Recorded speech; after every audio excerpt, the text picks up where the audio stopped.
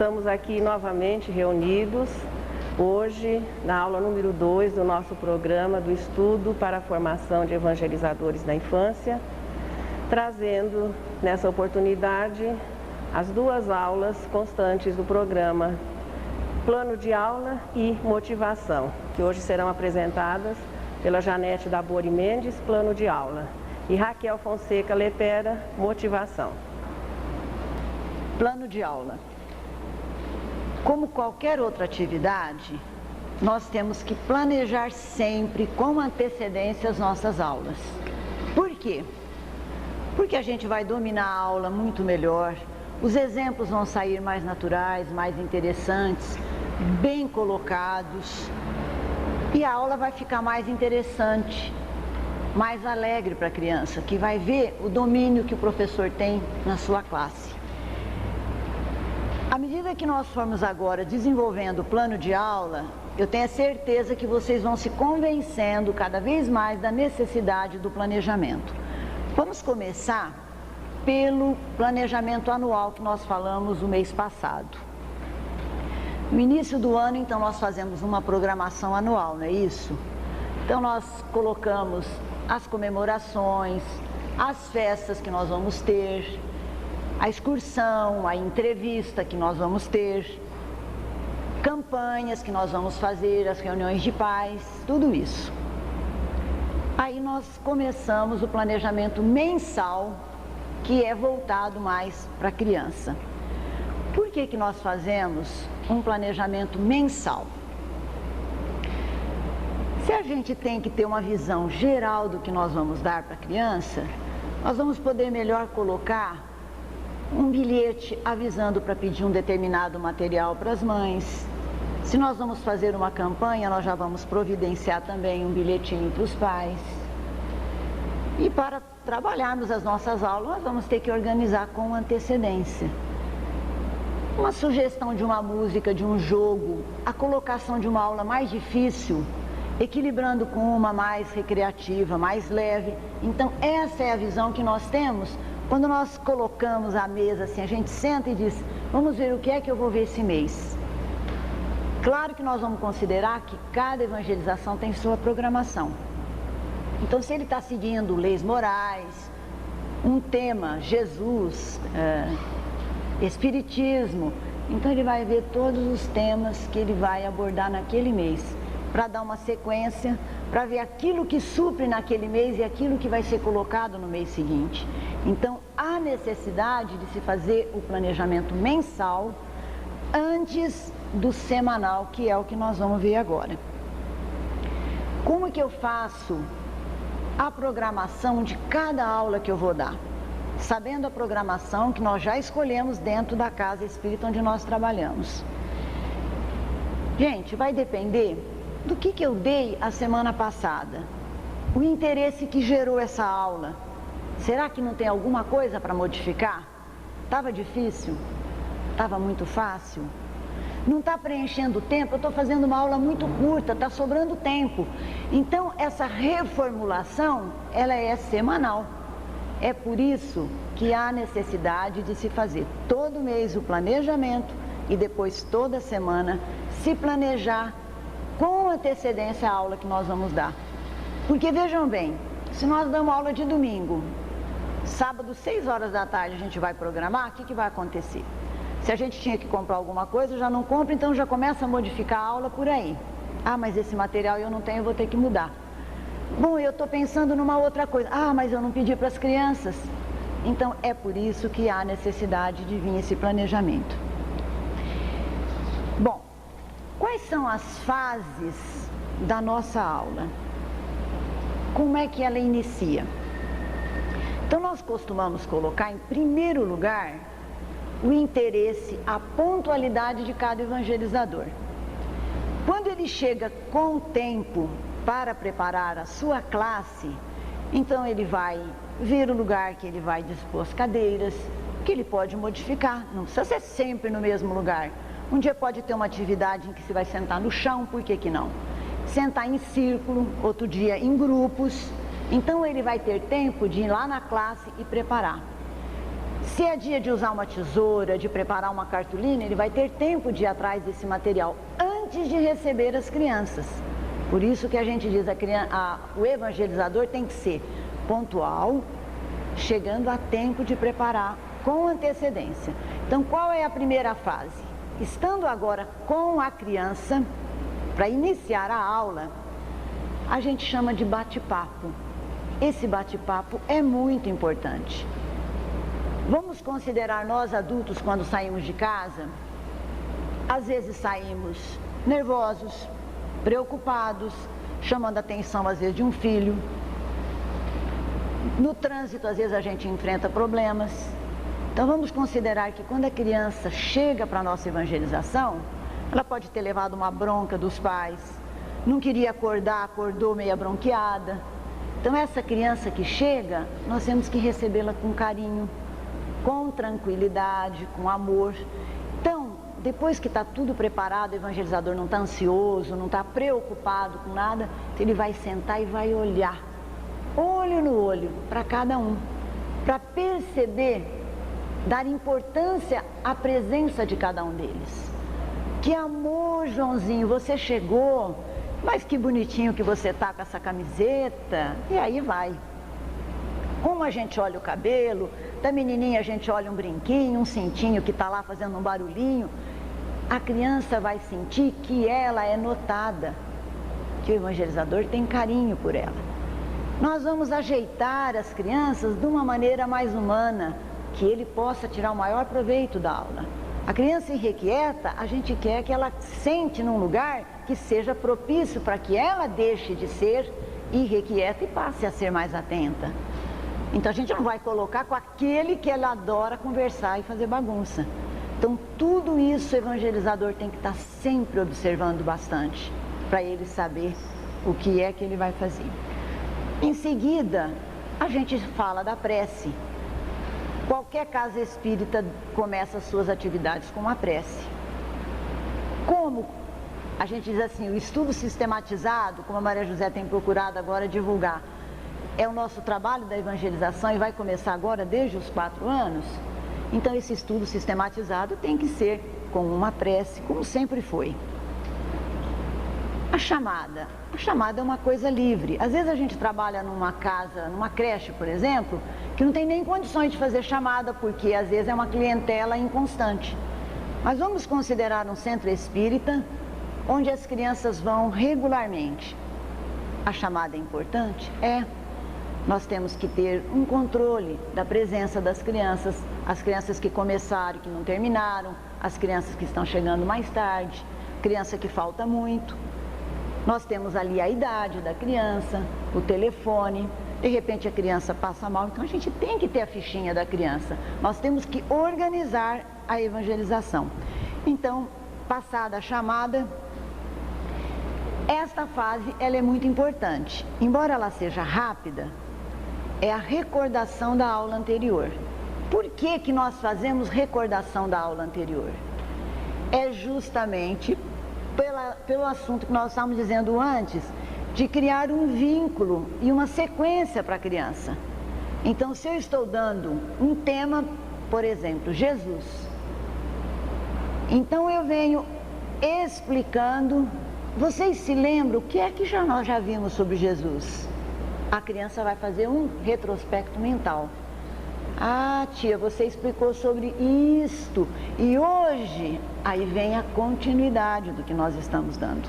Então, é por isso que é importante. E se houve uma finalização de um tema?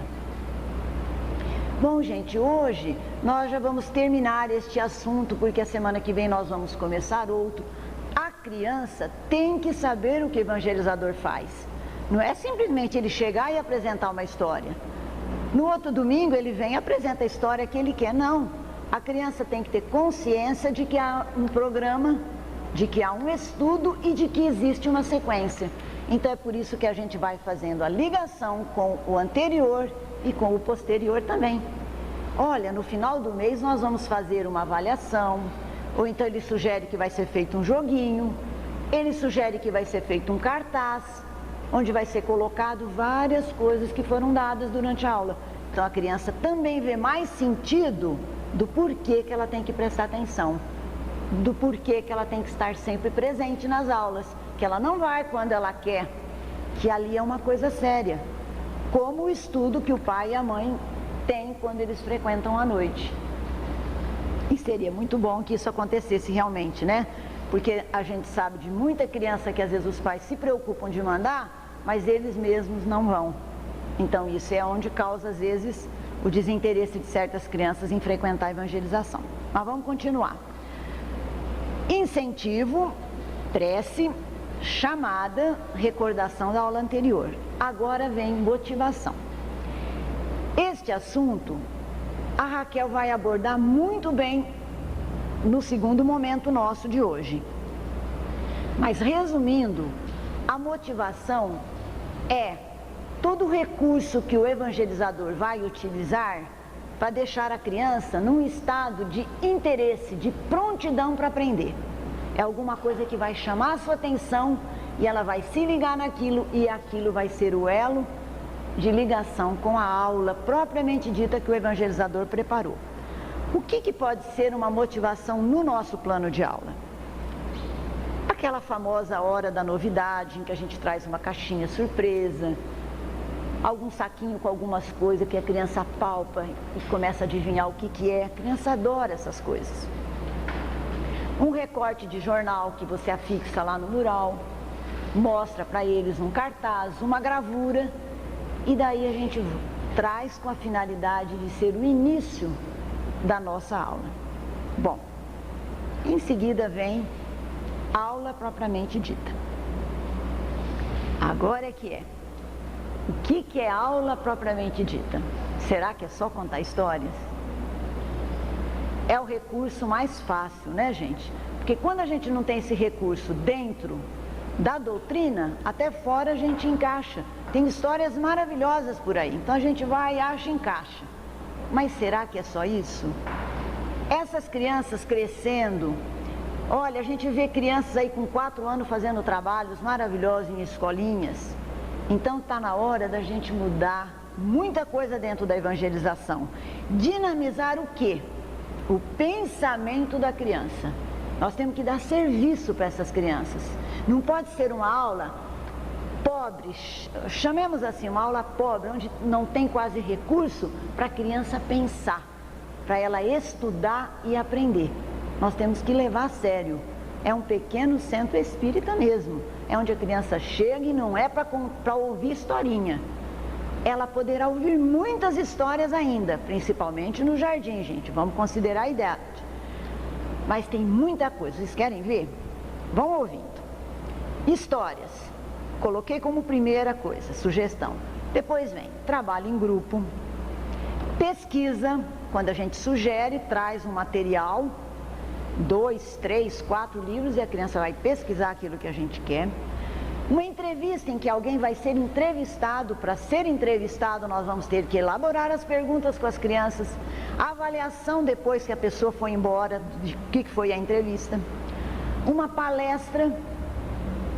Se eu estou dando lei de conservação, se eu estou falando dos cuidados do corpo dentro da doutrina, quero enriquecer a minha aula no final do mês, chamo uma professora de ciências para falar sobre problemas de saúde, sobre os vícios. É uma aula. Nem vai ser eu que vou dar. Eu vou pedir para alguém vir complementar. Alguém que eu conheça e que vai chegar e completar aquilo que eu estava dando naquele mês.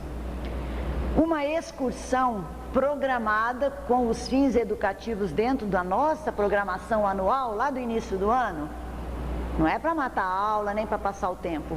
Nós sabemos por que nós fizemos, o local que nós escolhemos. Essa excursão vai ser aula propriamente dita. Um mural. Mês de Kardec. Vamos hoje preparar esse mural. O que nós vamos colocar no mural?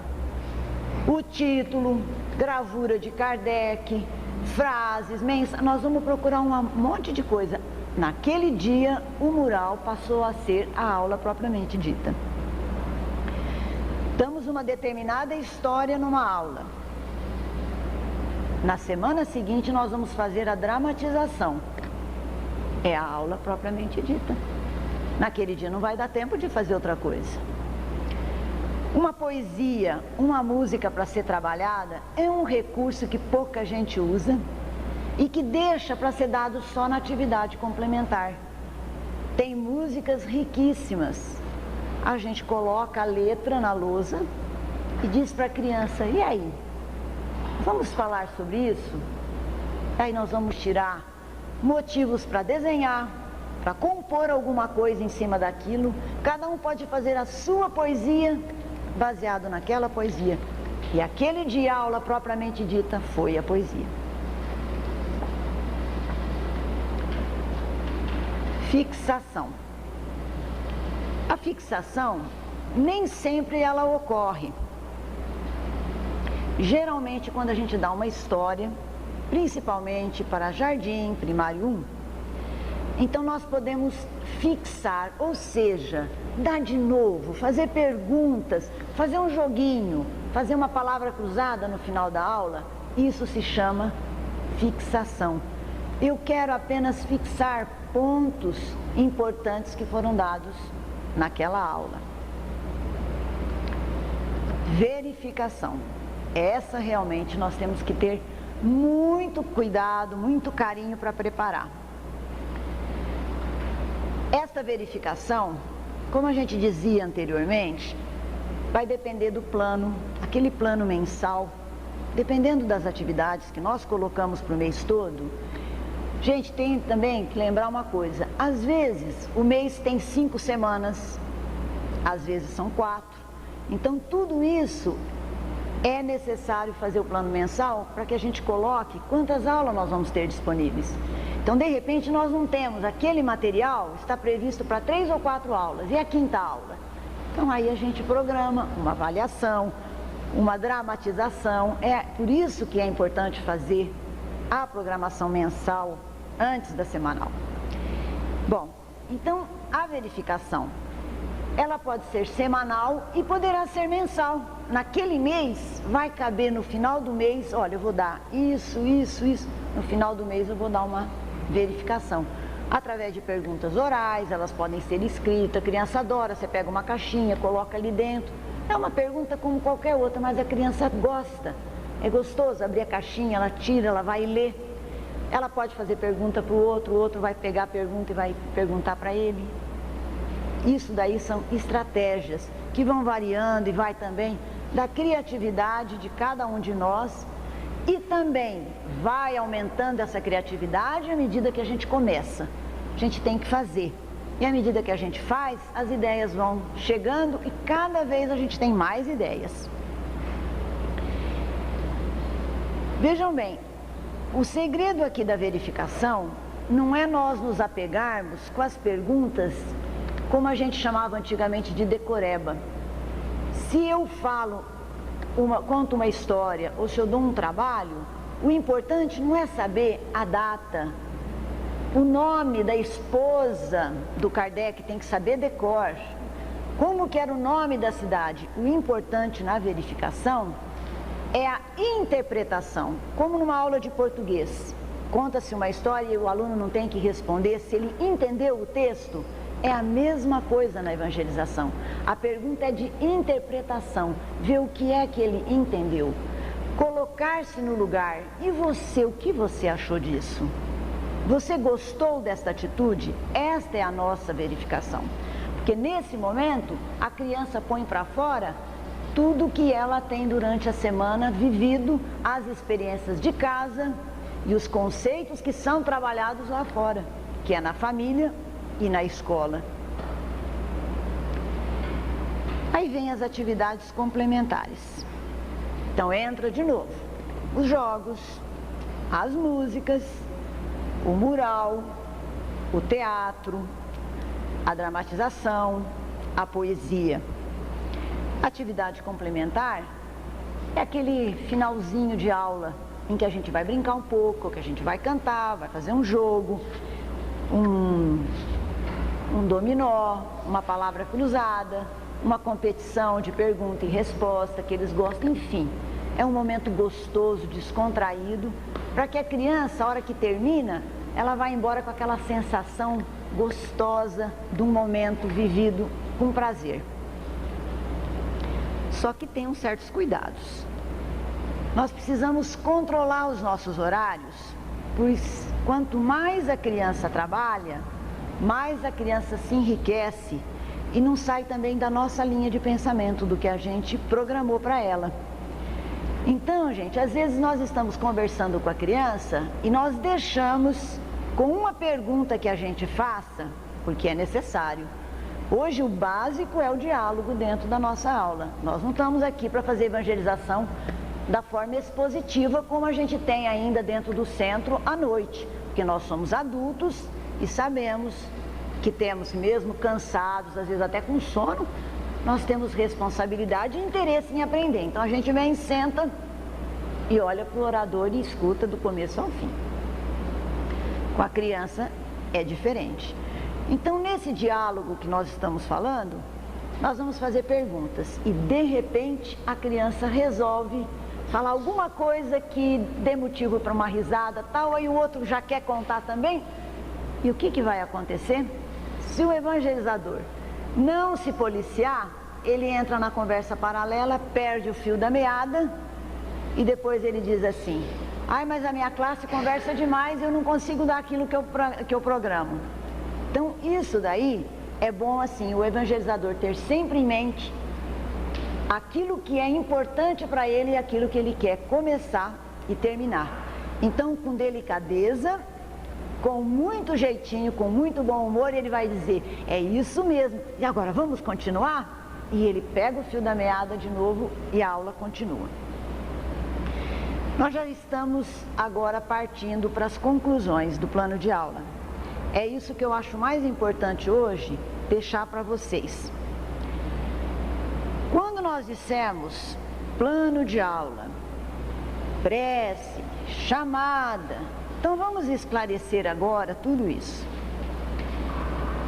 O plano de aula, gente, ele deve atender às necessidades do evangelizador. Cada um tem uma realidade. E tem que estar sempre sujeito às modificações. E o que deve ficar bem claro na cabecinha do evangelizador? Os objetivos que levam ele a dar aquelas aulas e os conteúdos que fazem parte de cada uma das suas aulas. Esse é o primeiro ponto que eu quero deixar bem claro para vocês. Então, não existe plano de aula prontinho. Por isso que a gente não empresta plano de aula para ninguém.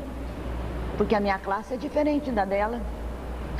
Podem ter a mesma idade, mas o meio social vai ser diferente e aquilo que ela deu a semana passada não foi o que eu dei. Ninguém nunca vai conseguir dar a mesma aula que o outro, porque os recursos humanos já são outros. Então, o que é isso daqui? Apenas um roteiro. Esse plano de aula que nós vimos hoje, ele tem o aspecto didático. Então, é a prece, é a chamada, vai ter motivação, é bom lembrar que precisa recordar, é bom saber que tem fixação na aula, que a aula propriamente dita pode ter várias atividades, que a gente encerra com uma verificação, que é muito importante, que a aula tem atividades complementares. Tudo bem, só que isso é o aspecto didático da aula. Por quê? Porque na prática, nós já dissemos, a coisa funciona com dinamismo e sujeita a mudanças sempre. Hoje eu estou revendo aulas que eu dei a semana passada. Aquilo que não funcionou e aquilo que funcionou muito bem e que eu vou explorar mais. E a realidade é outra do outro companheiro nosso. O que é que importa dentro de cada aula nossa? É o conteúdo do que nós estamos dando. Os recursos, as técnicas que a gente vai usar, se alguém usou papelzinho, se alguém usou uma caixinha, se alguém levou um cineminha, vejam bem, tudo isso são recursos que nós podemos utilizar, que pode variar muito. O que importa mesmo é o conteúdo. Então eu pergunto para vocês, qual é o melhor programa de evangelização que existe? É aquele que a gente trabalhar e souber que está propiciando um ambiente saudável, de harmonia e de crescimento espiritual para as nossas crianças. É isso que a gente programou para o plano de aula.